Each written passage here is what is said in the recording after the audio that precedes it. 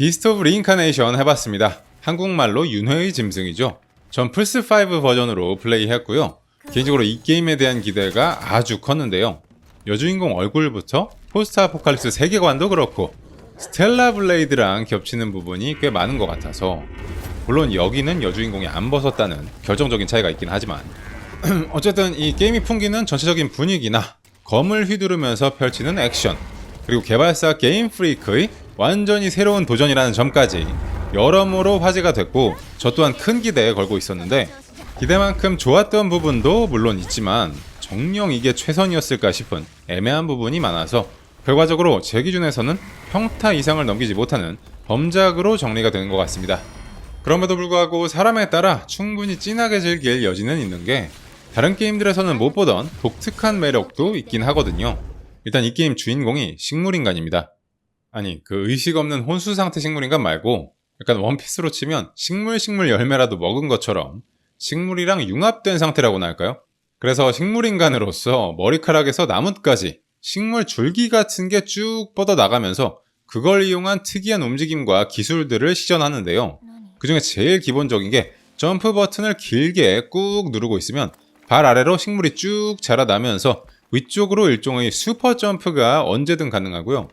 거기 더해서 오른쪽 트리거를 길게 누르면 앞쪽으로 가지가 뻗어나가서 길을 만들고, 그 식물이나 일부 지형지물 끄트머리에 파란색 아이콘이 뜰 때 오른쪽 트리거 짧게 누르면 그래플 훅처럼 찍고 단번에 넘어갈 수 있다.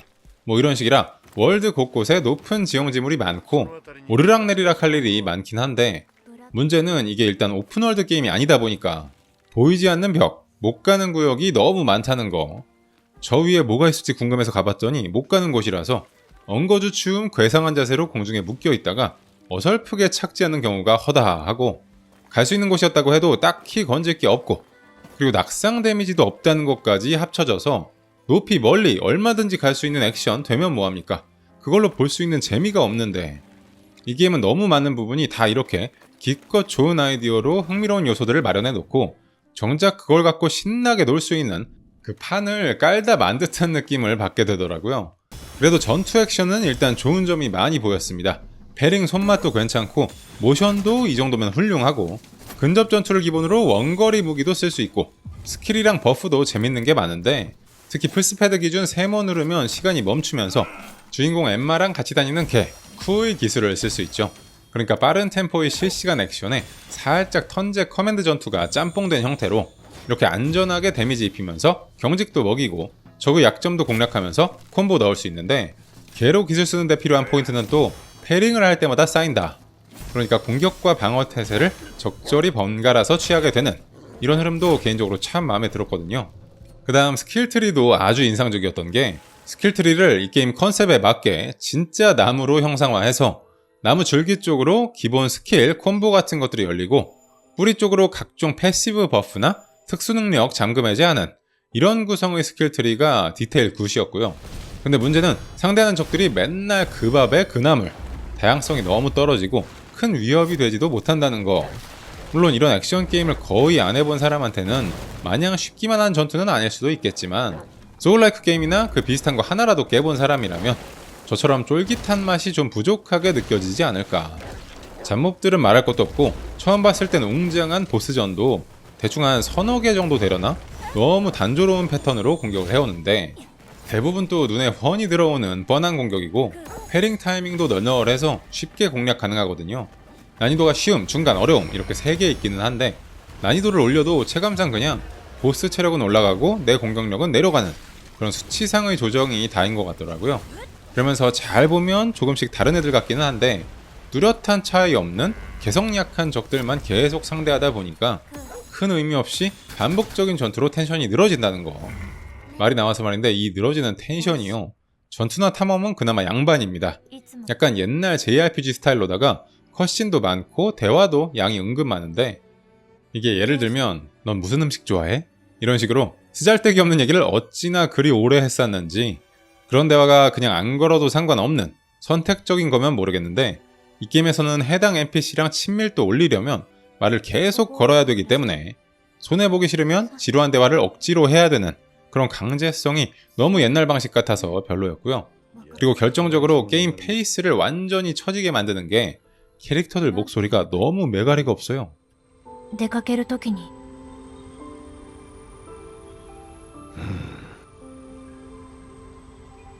行ってきますって言えばいいの。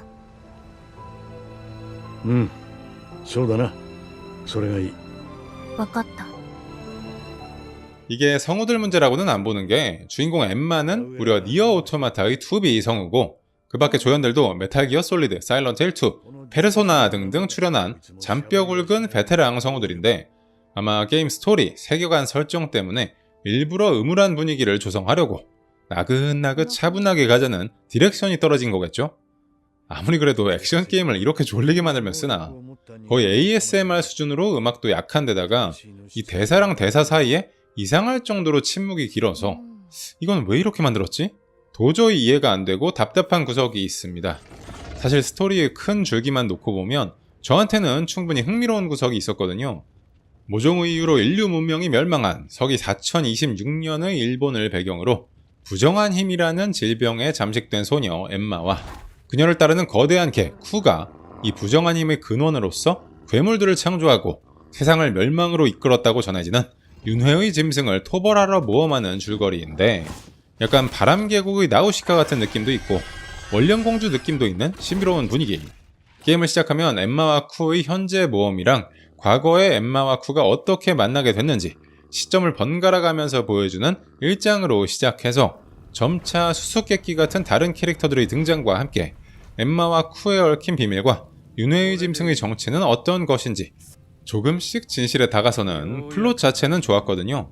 엠마랑 쿠 사이의 그런 끈끈한 유대감이라든가 보기 훈훈하고 뭉클한 순간도 많았는데 근데 그런 이야기를 전달하는 방식이랑 과정에 쓸데없는 잡담, 늘어지는 대화가 너무 많고 그리고 거의 플레이 타임 늘리기 용도라고 보여지는 별 의미 없는 반복 노가다가 많이 들어가다 보니까 사이다 없이 너무 고구마만 먹는 느낌이 드는 거죠.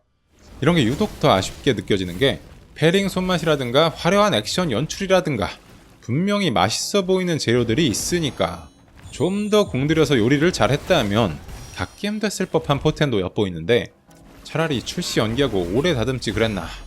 물론 개발 과정에서 다 속사정이 있었겠지만 하면서 답답한 순간마다 솔직히 계속 그 생각만 했고요. 그 다음 또 한 가지 큰 깨달음을 얻은 게 스텔라 블레이드가 얼마나 잘 만든 게임인지 역체감 오지게 왔다는 후문입니다. 그래도 이 게임 앞으로 좀 나아질 가능성이 있는 게 개발사 게임 프리크에서 빠른 업데이트 패치로 접근성을 많이 끌어올린다고 하거든요. 그 내용 중에 제가 아까 현타 왔다고 말씀드린 스토리 진행 속도 개선도 포함되어 있더라고요. 이것만 잘 돼도 한층 더 쾌적한 플레이 가능하지 않을까 기대를 걸어봅니다. 제 주제는 여기까지. 이제 여러분은 비스트 오브 리인카네이션에 대해 어떻게 생각하시는지 마구마구 댓글 달아주시고요. 앞으로도 게임통 채널에서 여러분과 나누고 싶은 국내외 게임 이야기가 너무나 많습니다. 알림 설정하시고 꿀잼 챙겨가시면 좋겠고 구독, 좋아요, 하이프도 눌러주시면 앞으로 영상 만드는데 아주 큰 힘이 됩니다. 아낌없이 한 번씩 꼭 부탁드려요. 통착!